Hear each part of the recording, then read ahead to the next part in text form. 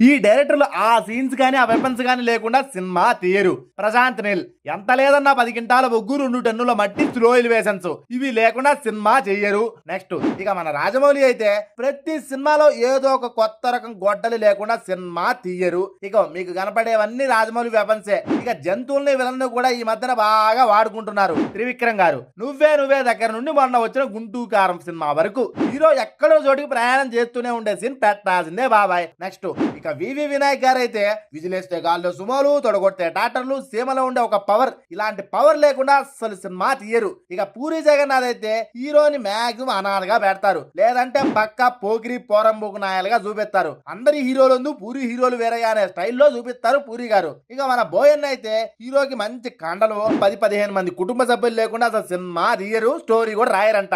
ఇక main heroine కి flash back లో ఫ్యామిలీని చంపేసే సీన్ పెట్టాల్సిందే. ఇక మన చార్కోల్ చాకీ డైరెక్టర్ అట్లీ ఉన్నారు, ఆయన ప్రతి సినిమా ఫ్లాష్ బ్యాక్ లో హీరోయిన్ ని చంపే సీన్ పక్కా పెట్టాల్సిందే. మరి ఈ లిస్ట్ లో మీకు నచ్చిన డైరెక్టర్ కింద కామెంట్ చేసి మన ఛానల్ ని సబ్స్క్రైబ్ చేసుకోండి నాయనా.